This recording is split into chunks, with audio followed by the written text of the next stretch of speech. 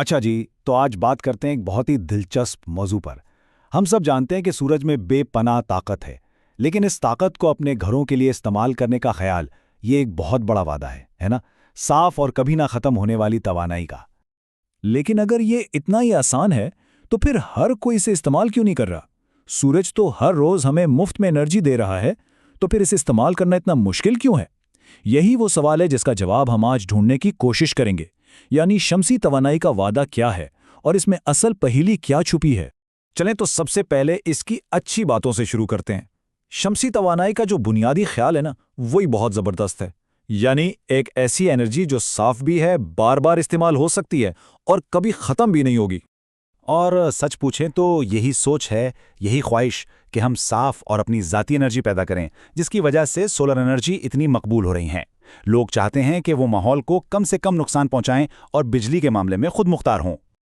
अच्छा, तो अब आते हैं पहली मुश्किल की तरफ।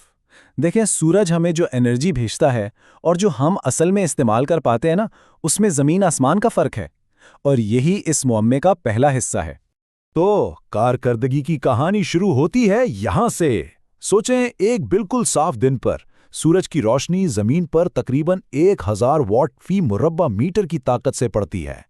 ये बहुत ही ज्यादा एनर्जी है। लेकिन असल कहानी यहां से शुरू होती है। उस 1000 वॉट में से एक आम सोलर पैनल सिर्फ 130 वॉट ही बिजली में बदल पाता है। तो इतनी सारी एनर्जी का जाया हो जाना, यही तो इंजीनियर्स के लिए सबसे बड़ा चैलेंज है। यानी अगर हिसाब लगाएं तो इसकी कारकर्दगी सिर्फ 20% के करीब बनती है, और आजकल जो ज्यादातर घरों में सिस्टम लगते हैं ना, उनका यही मेयार है। मतलब सीधा सीधा 80% एनर्जी जाया हो गई। और बात यहीं खत्म नहीं होती, कुछ और भी दुश्मन है कारकर्दगी के, जैसे कि बहुत ज्यादा गर्मी और पैनल्स पर जमी हुई मिट्टी। ये दोनों चीजें न सिर्फ बिजली कम बनाती हैं, बल्कि पैनल की उम्र को भी घटा देती हैं। चलें, अब बात करते हैं सिस्टम के दिमाग की। देखें, पैनल से जो बिजली निकलती है ना, वो बिल्कुल कच्ची और बेकाबू होती है। इससे कंट्रोल करना बहुत जरूरी है, वरना ये फायदे के बजाय नुकसान कर देगी। अक्सर लोग ये सोचते हैं कि भाई सीधा सीधा 12 वोल्ट के सोलर पैनल को किसी डिवाइस के साथ क्यों नहीं लगा सकते। ये सवाल बहुत मंतकी लगता है ना? तो इसका जवाब आपको हैरान कर देगा। जिसे हम 12 वोल्ट का पैनल कह रहे होते हैं, वो तेज धूप में 40 वोल्ट तक पैदा कर सकता है।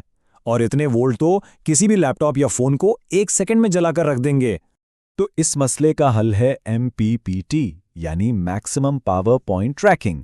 ये एक बहुत ही स्मार्ट टेक्नोलॉजी है। आप इसे ऐसे समझें कि एक ज़हीन मैनेजर है जो हर सेकंड बदलती हुई रोशनी को देखता है और पैनल से ज़्यादा मतलब एक एक वॉट बिजली निचोड़ लेता है। इसे समझने के लिए आप पुराने रेडियो की मिसाल लें।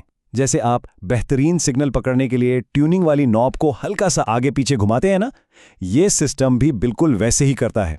ये वोल्टेज को थोड़ा सा बढ़ाता है, देखता है कि पावर बढ़ी या नहीं। अगर बढ़ गई तो और आगे जाता है, अगर कम हुई तो वापस आ जाता है।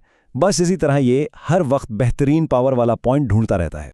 अच्छा, अब आते हैं सोलर एनर्जी की सबसे बड़ी, सबसे वाज़ेह खामी की तरफ कि भाई सूरज तो हर वक्त नहीं चमकता। तो जब सूरज डूब जाए या बादल आ जाए तब क्या होगा? यहीं से ज़रूरत पड़ती है एनर्जी को स्टोर करने की। यहाँ दो मेन टेक्नोलॉजीज का मुकाबला है। एक तरफ हैं पुरानी लेड एसिड बैटरियां, सस्ती ज़रूर हैं, लेकिन रोज़ाना चार्ज और डिस्चार्ज होने से इनकी जान जल्दी निकल जाती है। दूसरी तरफ हैं लिथियम आयन बैटरियां। हाँ, ये महंगी हैं, 2 से 3 गुना महंगी, लेकिन सोलर सिस्टम के लिए यही बेहतरीन है। क्यों? क्योंकि ये रोज़ाना की थोड़ी बहुत चार्जिंग से भी ख़राब नहीं होती। वैसे अगर हम बड़े पैमाने पर देखें ना, तो ग्रिड लेवल पर एनर्जी स्टोर करने के और भी बहुत बड़े बड़े तरीके हैं, जैसे पम्प्ड हाइड्रो। इससे ये समझ आता है कि हमारे घरों में लगी बैटरियां इस पूरी एनर्जी की पहेली का एक छोटा सा लेकिन बहुत अहम हिस्सा है। चलें जी, अब बात करते हैं असल मुद्दे की, यानी अमली और माली सवालात की। वो सवालात जो कोई भी घर का मालिक सोलर सिस्टम लगवाने से पहले सोचेगा।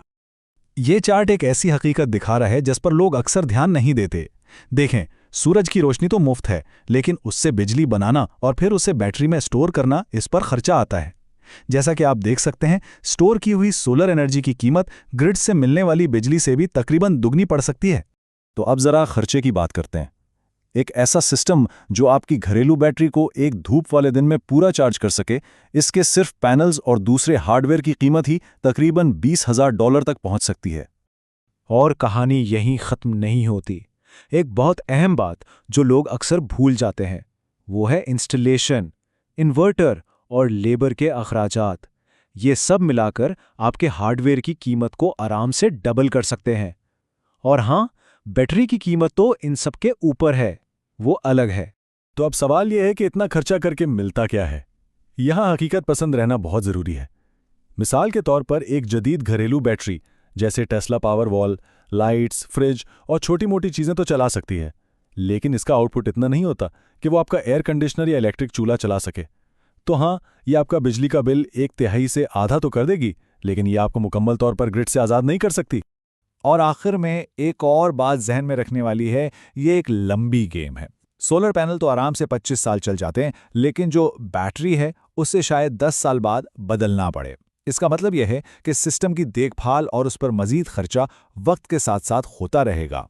तो इन सब बातों के बाद आखिरी सवाल यही बनता है कि आज के दौर में सोलर सिस्टम लगवाना एक खालिस माली सरमायाकारी है, माहौल को बचाने का एक नजरियाती फैसला है, या फिर ये दोनों का एक मिलाप है? इसका जवाब शायद हर किसी के लिए अलग हो।